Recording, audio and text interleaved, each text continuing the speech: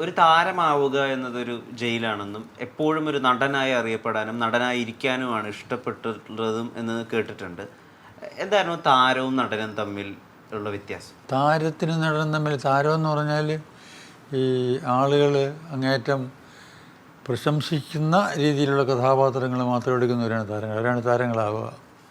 ഒരു ആക്ടർ എന്ന് പറഞ്ഞാൽ അങ്ങനെയല്ല. നെഗറ്റീവാണോ അല്ലെങ്കിൽ പോസിറ്റീവാണോ രണ്ടും കൂടി ചേർന്നതാണ് ഏത് ക്യാരക്ടർ എടുക്കും. ഇപ്പോൾ സിനിമയിൽ തന്നെ ഈ താരങ്ങൾ വരാൻ നേരത്ത് അവർക്ക് വേണ്ടി എഴുതിയ കഥകളായിരിക്കും.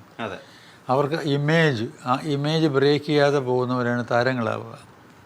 പക്ഷേ ഇമേജ് നോക്കാതെ കിട്ടുന്ന ക്യാരക്ടർ അഭിനയിക്കുന്ന ആളുകളാണ് നമ്മൾ ആക്ടേഴ്സ് എന്ന് പറയുക. ഒരു സമയത്തും സ്റ്റീരിയോ ടൈപ്പ് ആവാൻ സാർ ആഗ്രഹിച്ചിരുന്നില്ല, അല്ലെങ്കിൽ അങ്ങനെ ആവാതിരിക്കാൻ ബോധപൂർവം ഒരു ശ്രമം ഉണ്ടായിരുന്നു എന്ന് തോന്നിയിട്ടുണ്ട്. ഇപ്പം പരീക്കുട്ടി വലിയ ഹിറ്റായതിനു ശേഷം, ചെമ്മീനു ശേഷം അതുപോലുള്ള നിരാശകാമുക കഥാപാത്രങ്ങൾ ബോധപൂർവം തന്നെ അത് ഒഴിവാക്കി എന്ന് കേട്ടിട്ടുണ്ട്. അല്ലെങ്കിൽ നായകനായി നന്മ നിറഞ്ഞ നായകനാവുമ്പോൾ തന്നെയായിരുന്നു പ്രിയയിൽ സംവിധാന സംരംഭമാണ് വില്ലനാവാൻ ഒരു ശ്രമം. ആ ഒരു വാക്കാണ് തെറ്റ്. വില്ലനാകാനല്ല, ഈ സൽഗുണ സമ്പന്നനല്ലാതെ അല്ലാത്തവരും ലോകത്തുണ്ടല്ലോ, അങ്ങനെയുള്ള ക്യാരക്ടേഴ്സ് എടുക്കാൻ. അല്ലാതെ വില്ലനാവുകയാണ്, അതൊക്കെ താരത്തിൻ്റെ ഓപ്പോസിറ്റാണ് ഈ വില്ലൻ. ആ വില്ലനും ആക്ടറുടെ കൂട്ടത്തിൽ വരുന്നില്ല. ശരിയാണ്, മനസ്സിലായില്ലേ? ഒരിക്കലും സ്റ്റീരിയോ ടൈപ്പ് ആവരുത് എന്നുള്ളൊരു ചിന്ത ഉണ്ടായിരുന്നു മനസ്സിൽ ഒരേ തരം. അങ്ങനെയല്ല. ഇപ്പോൾ എൻ്റെ കാര്യം പറയുകയാണെങ്കിൽ ഞാൻ ഈ ഒരു 62 തൊട്ട് 63 തൊട്ട് കുറേ ഇങ്ങനെ ഒരു 7 വർഷം വർക്ക് ചെയ്തിട്ടും എനിക്ക് റിപ്പീറ്റഡ്ലി ഒരേ രീതിയിലുള്ള ക്യാരക്ടേഴ്സ് വന്നുകൊണ്ടിരുന്നതല്ല. അധികം അഭിനയിക്കാൻ സ്കോപ്പുള്ള ക്യാരക്ടേഴ്സ് കുറച്ചേ വന്നുള്ളൂ. അല്ലാതെ അതുവരെ ഉള്ളതിനെ ഇഷ്ടപ്പെടാതിട്ടൊന്നുമല്ല. പക്ഷെ അതിൽ ഉപരിയായിട്ട് അതുവരെ ചെയ്തതിനേക്കാളും ഉപരിയായിട്ട് വലുതൊക്കെ ചെയ്യാനുള്ള ക്യാരക്ടേഴ്സ് വരുന്നില്ല. അതുകൊണ്ടാണ് ഞാൻ ഈ ഇമേജിനെ കുറിച്ച് നോക്കാതെ ഞാൻ പടം എടുക്കാൻ തുടങ്ങിയപ്പം ഈ hero type, star type characters അല്ല എൻ്റെ പടങ്ങളിൽ ഞാൻ എടുത്തിട്ടുള്ളത്. ഇപ്പോൾ ഭാർഗവി നിലയത്തിലെ സാറിൻ്റെ പ്രകടനം അതുവരെയും സത്യൻ സാറിൽ മാത്രം ചുറ്റിപ്പറ്റി നിന്നിരുന്ന സ്വാഭാവിക അഭിനയത്തിൻ്റെ മറ്റൊരു വേർഷനായിട്ടാണ് ആളുകൾ മനസ്സിലാക്കിയിരുന്നത്. ഏറ്റവും സ്വാഭാവികമായിട്ടാണ് അന്ന് എഴുത്തുകാരനെ സാർ അവതരിപ്പിച്ച് കാണിച്ചത്. പിന്നീട് അതിൻ്റെ പുതിയൊരു പതിപ്പായി നീലവെളിച്ചം വന്നപ്പോൾ പോലും സാറ് ചെയ്തു വെച്ചതിൻ്റെ റിയലിസ്റ്റിക് ആയ വശം അതിൽ വന്നില്ല എന്ന് വിമർശനങ്ങളുണ്ടായിരുന്നു. എങ്ങനെയാണ് ഏറ്റവും റിയലിസ്റ്റിക് ആയിട്ടുള്ളൊരു വിധത്തിലേക്ക് ആ കഥാപാത്രത്തെ മോൾഡ് ചെയ്യാൻ സാധിച്ചത്? ഒരു വിധത്തിലും അത് സിനിമാറ്റിക്കേ ആയിരുന്നില്ല, ഏറ്റവും സ്വാഭാവികമായിട്ടാണ് ആ കഥാപാത്രം സിനിമയിൽ ഉടനീളം ഉണ്ടായിരുന്നത്. ആ കഥാപാത്രം എന്ന് പറയുന്ന ഭീതി പോലും വളരെ സ്വാഭാവികമായിരുന്നു. എങ്ങനെ ആ ഒരു ലെവൽ ഓഫ് ആക്ടിങ് അവിടേക്ക് എത്തിയത്? ഇല്ല, നമ്മളത് വായിച്ചു കഴിയുമ്പോൾ നമ്മുടെ മുമ്പിൽ ആ കഥാപാത്രം ഏതായാലും മനസ്സിൽ പതിയുമല്ലോ. അപ്പോൾ അതിൽ കോൺസെൻട്രേറ്റ് ചെയ്ത് കഴിയുന്നിടത്ത് ആ ക്യാരക്ടർ നമ്മുടെ ഉള്ളിൽ കയറും. അപ്പോൾ അതാണ് നമ്മൾ പുറത്ത് പ്രകാശിപ്പിക്കുന്നത്. അല്ലാതെ പ്രത്യേക ഒരു സ്റ്റെപ്പ് ഒരു പ്രിപ്പറേഷനൊന്നുമില്ല ഇതിന്. ടു അണ്ടർസ്റ്റാൻഡ് ഇറ്റ്, എന്നിട്ട് അതിനെ ഉൾക്കൊള്ളാനും അതിനെ തിരിച്ച് പ്രകടിപ്പിക്കാനും ട്രൈ ചെയ്യുക. സിനിമകൾ സംവിധാനം ചെയ്തിരുന്നപ്പോഴും അക്കാലത്ത് പേരെടുത്ത തിരക്കഥാകൃത്തുക്കളെ അല്ലാതെ സാറിന് ഇഷ്ടമുള്ള എഴുത്തുകാരുടെ വർക്കുകളാണ് പലപ്പോഴും സാർ സിനിമയാക്കാൻ വേണ്ടി ഉത്സാഹം. അത് ആ പ്രോസസ്സിനോടുള്ള ഇഷ്ടം കൂടി കൊണ്ടായിരുന്നു. അത് സിനിമ ഉണ്ടാക്കുമ്പോൾ പൊതുവെ പുതുമുഖം പോലെയുള്ള ഒരാളെ വെച്ച് ചെയ്യുമ്പോഴുള്ളൊരു രസം ഇല്ല. അതുകൊണ്ടല്ല. കാരണം അതുവരെ എഴുതിക്കൊണ്ടിരുന്നവർ മോശക്കാരായതുകൊണ്ടല്ല. ഞാൻ എടുത്ത ആളുകളുടെ നല്ല കൃതികൾ ആരും എടുക്കുന്നില്ലല്ലോ. അതിപ്പോൾ എന്താ പറയുക, അതിന് ഏറ്റവും വലിയ എക്സാമ്പിളായിട്ടുള്ളത് മാനേശ്വരി വിശ്വാമിത്രൻ എന്നുള്ള ഇതുണ്ടല്ലോ, അത് കൈനിക്കര കുമാരയുള്ള സാറിൻ്റെ നാടകമാണ്. അത് ഞാൻ എടുത്തില്ലെങ്കിൽ എഴുത്തതിന് ശേഷവും ആരും കൈനിക്കര കുമാരയുള്ള സാറിൻ്റെ നാടകം അന്വേഷിച്ച് പോയില്ല. ജി ശങ്കരപ്പിള്ളയുടെയാണ് അതിന് ശേഷം വേറെ എടുത്തത് ഞാൻ. പിന്നെ അങ്ങനെ പലരുടെയും ആരും സിനിമയിൽ വളരെ പ്രസിദ്ധരായിട്ടുള്ളവരുണ്ടായിരുന്നില്ല. അത് ശ്രദ്ധിക്കാഞ്ഞിട്ടാണ്, മനസ്സിലായി, എല്ലാവരുടെയും മനസ്സിൽ പെട്ടില്ല. ഞാൻ അന്ന് ഈ വായനയിൽ കൂടുതൽ ശ്രദ്ധ പതിപ്പിച്ചിരുന്നതുകൊണ്ട് ഞാൻ അവരുടെ എല്ലാം കൃതികളിൽ ഞാൻ എത്തിപ്പറ്റി.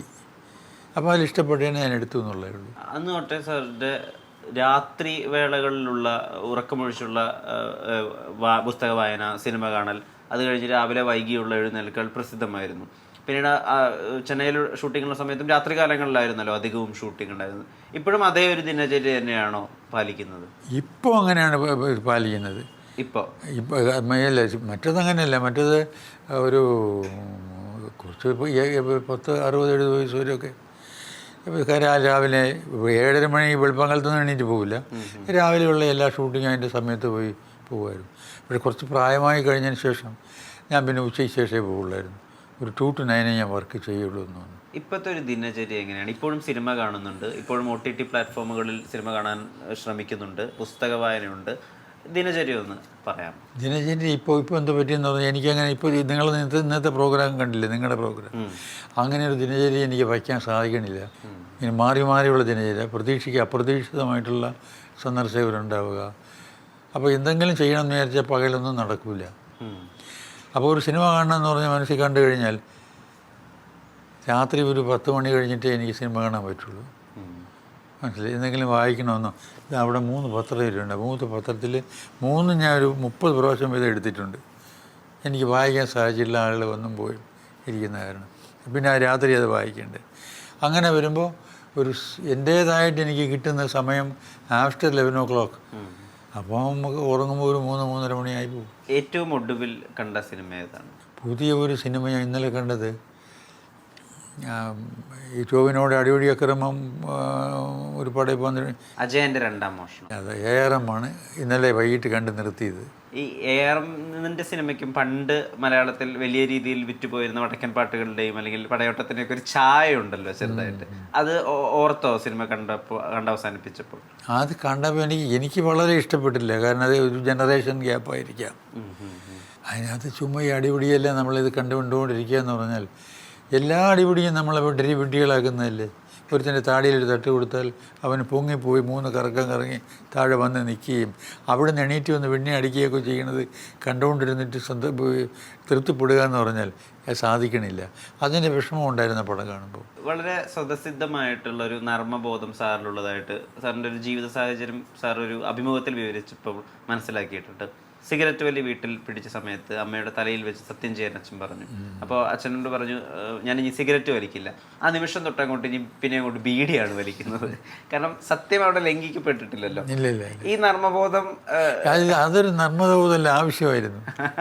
ഇപ്പോഴും നമ്മളോട് സംസാരിക്കുമ്പോൾ ഇപ്പോഴും നർമ്മമുണ്ട്. ജീവിതത്തെ ലൈറ്റായി തന്നെയാണോ ഇത്രയും കാലയളവിൽ മുഴുവനായും എടുത്തത്? സ്വയം ഒരു ഗൗരവമായിട്ട് എടുത്ത സന്ദർഭങ്ങളുണ്ടോ? ഇല്ല, അങ്ങനെ വലിയ സീരിയസ് ആയിട്ടൊന്നും എടുത്തിട്ടില്ല. കാരണം ജനിക്കുന്നു, കുറേ കഴിഞ്ഞിട്ട് പോകുന്നു, ഇതൊക്കെ നമുക്ക് അറിയാമെന്നുള്ളതല്ലേ. അപ്പോൾ ഇതിനെ വലിയ സീരിയസ് ആയിട്ട് എടുത്തിട്ട് കാര്യമൊന്നുമില്ല. സീരിയസ് ആയിട്ട് എടുത്താൽ കൂടുതൽ ബുദ്ധിമുട്ടാവില്ല ലൈഫിൽ. So take it like that. കുറച്ച് ലൈറ്റായിട്ട് എടുത്താൽ സുഖമാണ് ജീവിക്കാൻ. ഇപ്പോൾ 91 വയസ്സാവുന്നു. ഇതുവരെയും ആവുന്നുമല്ല, അത് കഴിഞ്ഞു. 91 വയസ്സ് കഴിഞ്ഞിരിക്കുന്നു. വളരെ വിരളമായ പിറന്നാളുകൾ ആഘോഷിച്ചിട്ടുള്ളൂ. അതും 80-ഉം 90-ഉം ആഘോഷിക്കാൻ അതിൻ്റെ കാരണമുണ്ട്. മാധ്യമശ്രദ്ധ, ആളുകൾ വന്ന് ആശംസകൾ അർപ്പിക്കുന്നു, അതുകൊണ്ടൊക്കെയാണ്. എന്താണ് പിറന്നാളുകൾ, അങ്ങനെയുള്ള ആഘോഷം, അതിനോടൊക്കെ ഒരു വിമുഖത? അങ്ങനെ വിമുഖത അല്ല ഉണ്ടായിരുന്നത്. പണ്ട് ഞാനിവിടെ പഠിച്ചുകൊണ്ടിരുന്ന കാലത്ത് വീട്ടിൽ കാലത്ത് എഴുതി പിറന്നാളുണ്ടെന്ന് എല്ലാവരും കുളിച്ച്, പ്രത്യേകിച്ച് ഞാൻ അമ്പലത്തിൽ പോയിട്ട് തൊഴുത് സ്കൂളിൽ പോകുക അല്ലെങ്കിൽ കോളേജിൽ പോകുക, അങ്ങനെയൊക്കെ ആയിരുന്നു. പ്രത്യേകം ഉണ്ടായിരുന്നെന്ന് പറഞ്ഞാൽ സാധാരണ കഴിക്കുന്ന ഊണിൻ്റെ കൂടെ ഒരു പായസം ഉണ്ടാകും, ഒരു പ്രഥമൻ.